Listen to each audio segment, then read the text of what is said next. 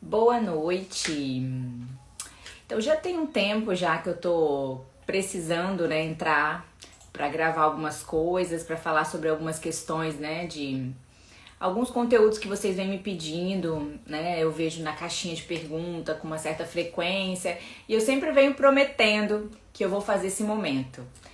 Qual o grande problema? O problema é que a minha rotina, do meu dia a dia, das crianças, meus atendimentos, né, e a família, enfim, todas essas questões, eu acabo não conseguindo, né, programar, ter um tempo específico na agenda para fazer isso, avisar com antecedência.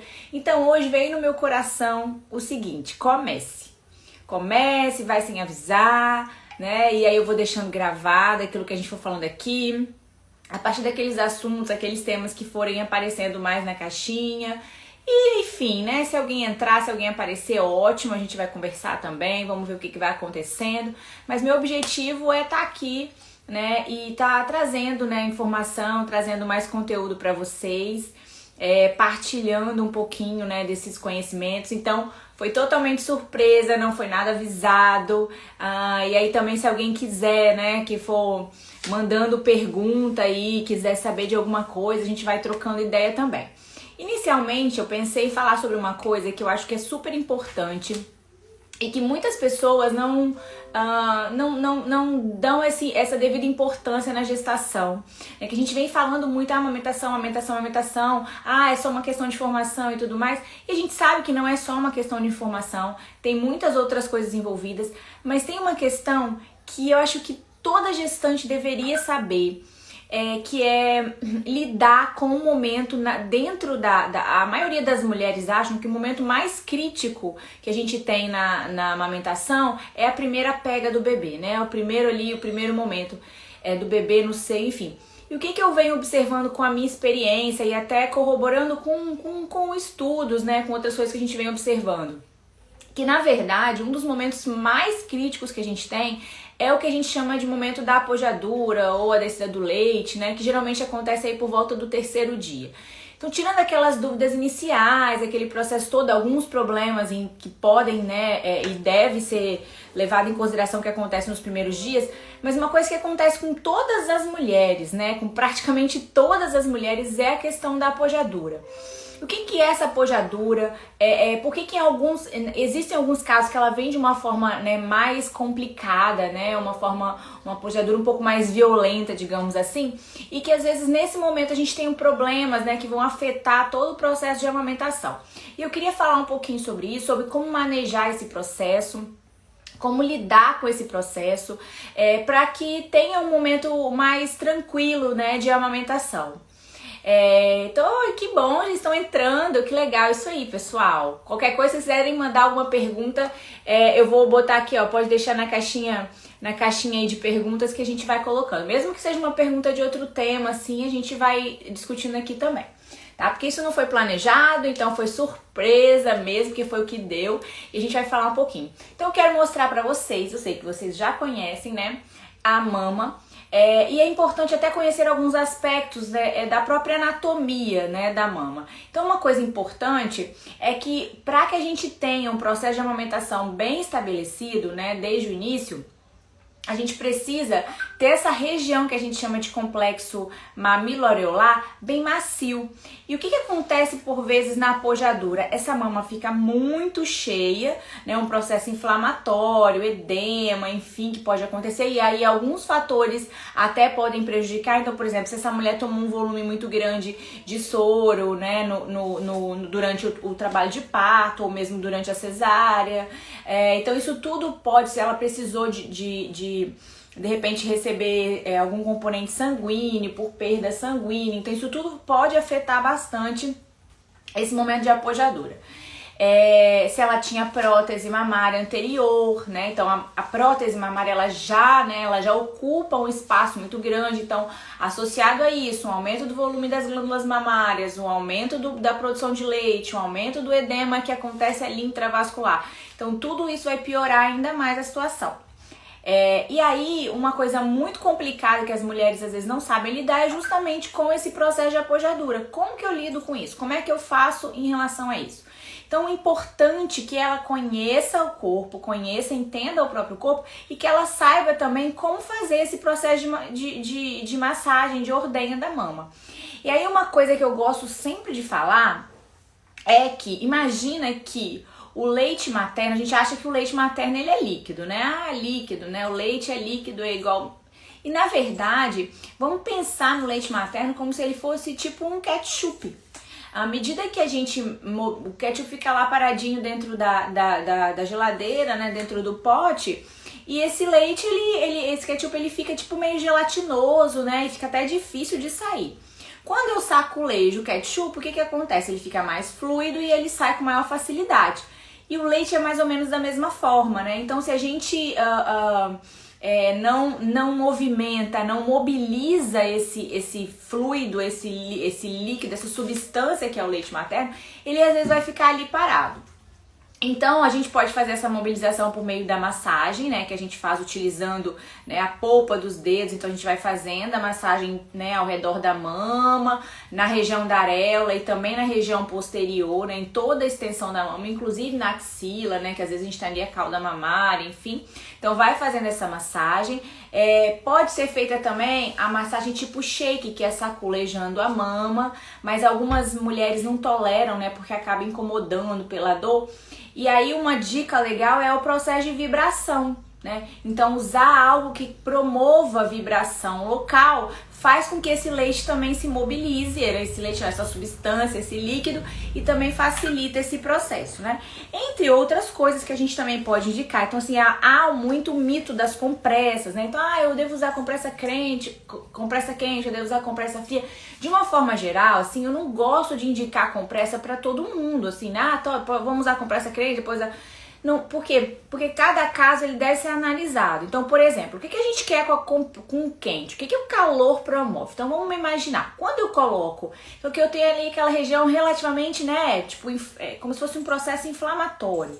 Então, se eu coloco mais calor, eu vou ter mais sangue chegando, porque o calor, ele faz um processo de dilatar, né, de dilatar os vasos sanguíneos. Então, se eu tenho mais calor, eu vou ter uma dilatação, eu vou ter mais sangue chegando. Se eu tenho mais sangue chegando, eu também vou tendo mais líquido ficando, mais leite formando ali. E com isso, se eu já estou num processo de apojadura, eu posso ter uma piora desse caso, né? Uma piora desse estado. Algumas mulheres se sentem confortáveis ao fazer o quê? Ao usar o calor, né? Faz a massagem, ou então o bebê mama e depois põe o frio, por exemplo. Mas não é uma coisa que a gente pode fazer de uma forma geral. Então, assim, e é um mito muito grande. Muitas mulheres acham que precisa usar o calor para facilitar o processo. E às vezes o calor ele piora ainda mais, ele aumenta ainda mais esse processo inflamatório. Então tem que ter muito cuidado com a aplicação de calor e de frio nesses momentos. Eu sempre recomendo que se for necessário, ou seja, se o processo está mais complicado, né, não está resolvendo só com a massagem, não está resolvendo só com a vinda do bebê ao seio, precisa pensar, né, numa avaliação profissional, porque pode ter mais alguma coisa por trás. Uma mama que está sempre muito cheia, né, uma mama, o bebê mama, por exemplo, a gente ouve assim, não é igual assim, teve uma pergunta que na caixinha, acho que foi essa semana, que veio falando assim, o médico fala que não existe leite fraco, mas meu bebê perdeu peso e meu seio muito cheio e meu bebê não ganhava peso, por que isso aconteceu? Então é o meu leite que é fraco, né? Então fica muito essa fala, né? Eu vou responder já, tá, Gleice, a sua pergunta da massagem e da ordenha, tá? Já vou responder. Então a gente fica sempre naquela dúvida, né, assim, mas se não existe leite fraco, se o meu bebê não ganhar peso, o que tá acontecendo então?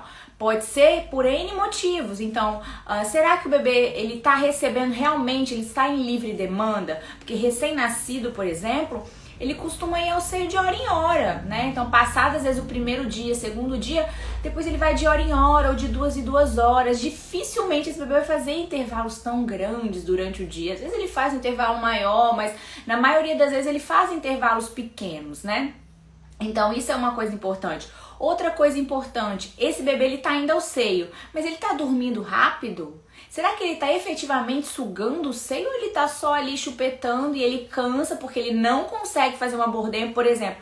Se a mama estiver muito engurgitada, muito dura, né, muito cheia, às vezes o bebê não consegue abocanhar, ele começa a pegar o leite, ela tá tão endurecida que o leite não sai, né, não consegue ter um processo de mamada legal, o bebê dorme ali no seio e acaba não recebendo o leite que ele precisa, então também não vai ganhar peso, tá? Então isso é uma coisa que precisa ser avaliada. Se o bebê tem algum probleminha, alguma questão que a gente chama de disfunção oral, né, então alguma situação que por algum motivo ele não consiga fazer uma boa estabilização ali do seio na boca, uma boa pressão negativa interna para que esse leite saia, tá bom? Então isso é importante.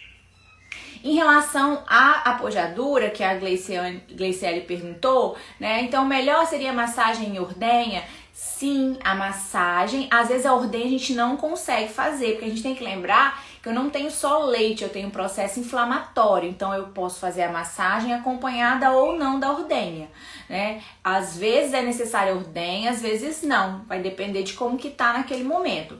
Mas de uma forma geral, e isso vale para qualquer época, qualquer idade que você tenha bebê, qualquer idade do seu bebê, nunca é interessante deixar a mama muito cheia. Então, por exemplo, se o seu bebê começou a dormir ou pular mamadas, você voltou ao trabalho, ou o bebê às vezes começa a estender um pouquinho mais o horário noturno, a mama fica um pouco mais cheia. O interessante é você não deixar tanto tempo, né, não deixar essa mama tão cheia, porque aí a gente vai ter uma outra situação que foi também que apareceu nessa semana passada na caixinha, que é a questão do ducto entupido recorrente, né? Então imagina, eu vou mostrar pra vocês como é que é em relação, né, dentro da mama. Então imagina que a gente tem ali os alvéolos mamários, né, tem né, a parte toda dos alvéolos, né, que é onde aqui seriam os alvéolos onde o leite é produzido, né, o leite é produzido aqui, aí esse leite acaba sendo ejetado porque há uma contração mesmo, como, né, uma questão muscular, então há uma contração. Quando esses alvéolos, quando há essa contração, então o leite vai passar pelos ductos, né, e vai sair até o mamilo. Pode acontecer, então imagina que esses ductos, esses canaizinhos, né, do mamilo até o alvéolo, imagina que é como se eles fossem tipo uma mangueirinha, né, uma mangueira por onde o leite vai passar. Se houver uma interrupção em algum momento, seja no mamilo, seja em algum momento aqui nessa situação, imagina uma mangueira que você comprime, né? Às vezes acontece muito isso aqui em casa, acontece direto, né? A mangueira tá assim, ó, né? O leite não vai passar por ali, né? Então se o ducto por algum motivo tá ali, pode acontecer de não passar. Ou ficou muito cheia a mama. Lembra que eu falei desse óleo do ketchup? A mama tá muito cheia, o leite ficou ali parado, não foi extraído. O que vai acontecer com esse leite parado ali? Ele vai mudar a consistência dele. Ele deixa de ser líquido, né, e passa a ser uma substância meio gelatinosa. E aí, se isso começa a acontecer com frequência, se por algum acaso aquele canalículo ali, né, aquele ducto, ele é um pouco mais estreito, ou houve já um trauma anterior, né, alguma coisa do tipo, ele pode impedir, por exemplo, essa passagem, e isso aí ficar mais interrompido, tá bom? Eu vou responder, tá, Mia, aqui. Mia Nursin perguntou se mães que têm pouca produção de leite, no caso o bebê ficou 45 dias na UTI, é possível estimular essa produção e a mãe amamentar exclusivamente? É possível sim, tá, Mia?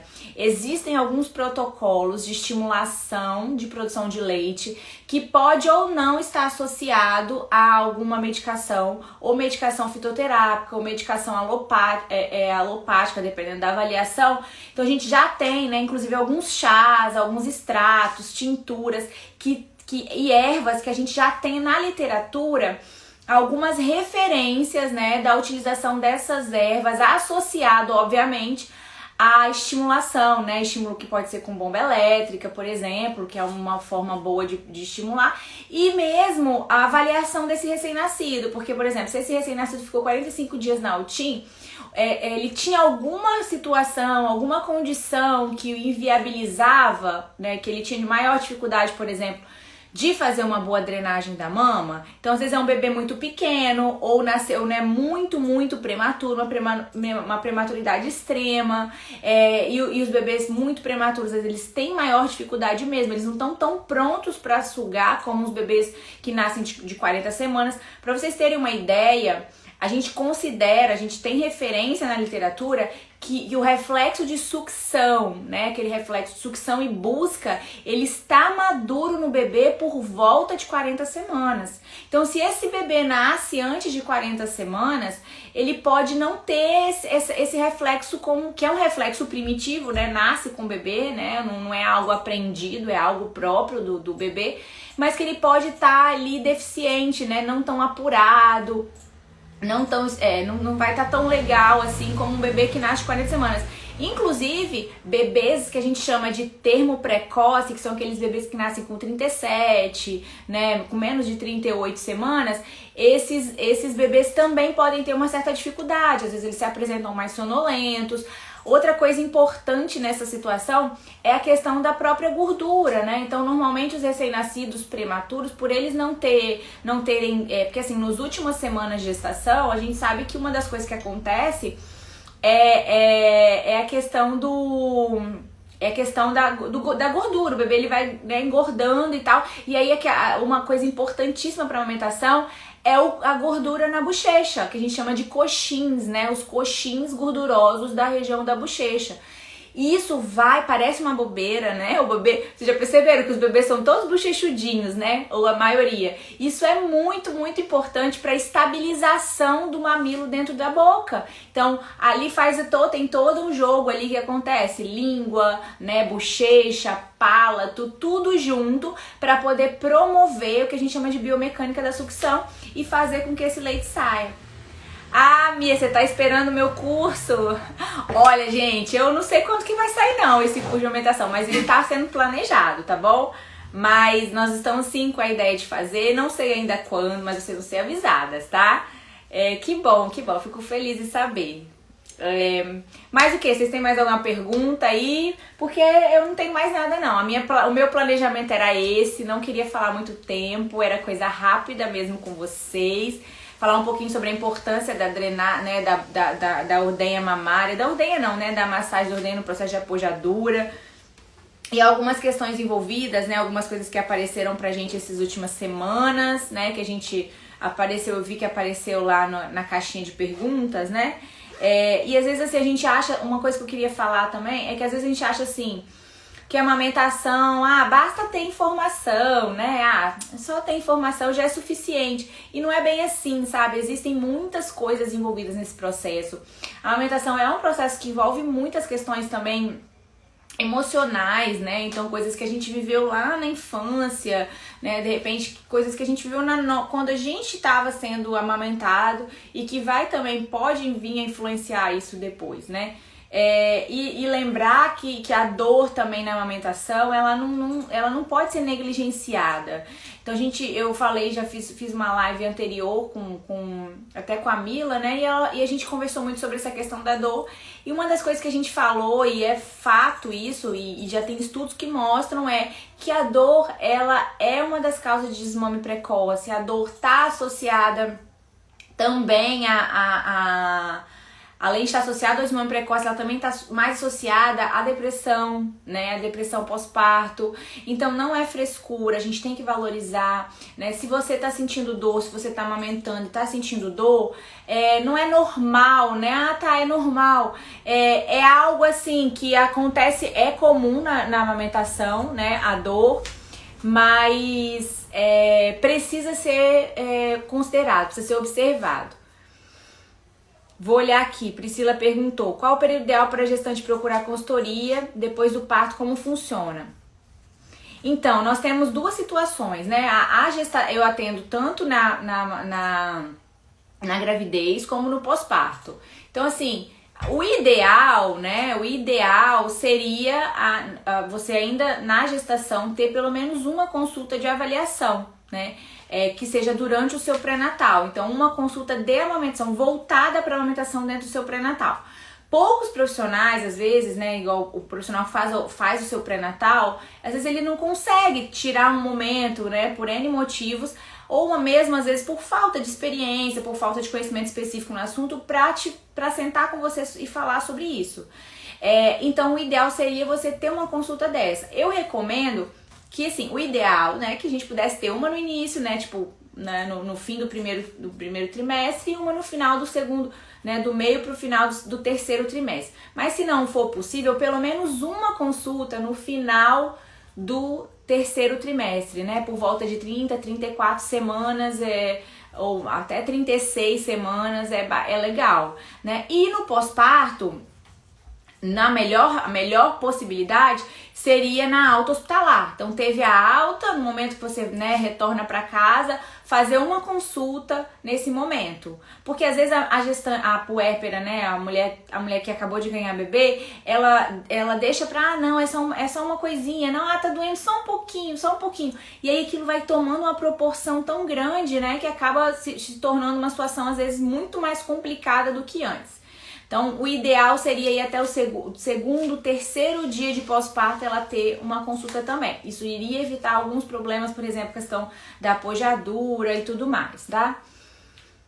A Gleice pergunta, até hoje meu bebê tem resistência em pegar a outra mama, ele fica nervoso só de ver que vou oferecer a mama e ele não gosta. Para ele fica muito nervoso toda vez que fico até 2 dias sem. Como conseguir oferecer essa mama pra ele, quando consigo fazer ele pegar uma vez só o dia, só, mas bem raro ele pegar. Então, o que acontece? Ou ele tem alguma dificuldade, né? Então, pode ser que a anatomia dessa mama seja diferente da outra. Então, às vezes essa areola talvez é um pouco mais rígida, um pouco mais complicada pra ele.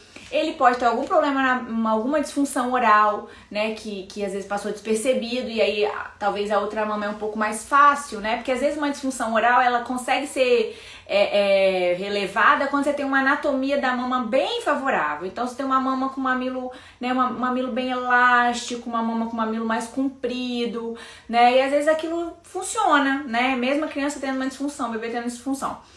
Mas pode ser que você tenha uma mama um pouco menos favorável, né? E ele tenha associado isso daí, e aí fica mais difícil aquela. Outra coisa que pode acontecer, alguns bebês, eles têm uma postura intraútero mais rígida, e aí quando ele nasce, ele pode nascer, por exemplo, com algum pequeno desconforto de um lado, e aí aquele lado fica extremamente desconfortável pro bebê, e aí pra você também, às vezes é um lado que você não tem muita facilidade de colocar, e aí tudo aquilo desde o início você oferece menos aquele seio, ele pega menos aquele seio, e aí com o tempo o que vai acontecendo? Além do hábito, que ele vai perder o hábito de pegar aquele seio, outra coisa que vai acontecer é a produção vai caindo. Por quê?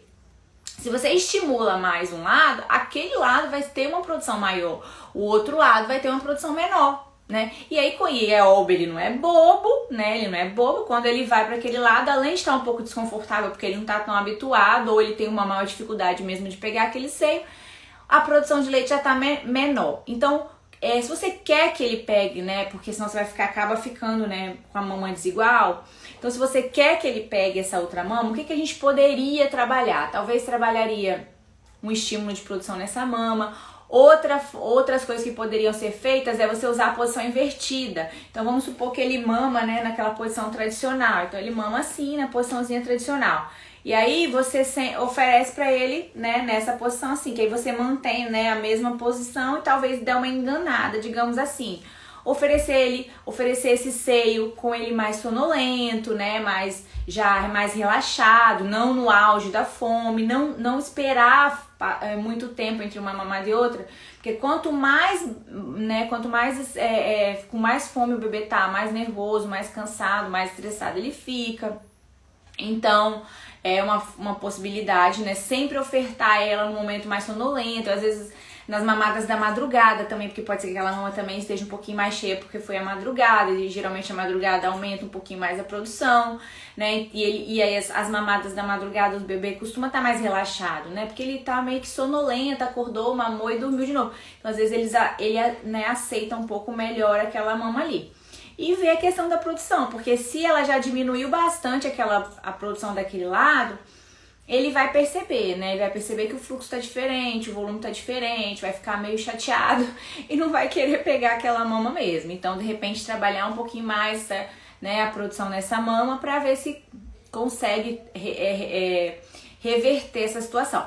Nem sempre consegue, tá? Tem situações que não acaba não conseguindo mesmo, o bebê fica com uma mama só, a amamentação inteira e assim, apesar de esteticamente, né, pra gente que às vezes acaba ficando uma mama maior que a outra, fica um pouco ruim, mas esse seio, ele acaba, um seio, né, mesmo que você mantenha um só, ele acaba sendo suficiente para esse bebê mamar, né, ele acaba conseguindo mamar bem ali aquele seio sozinho e se manter o tempo que for preciso, né.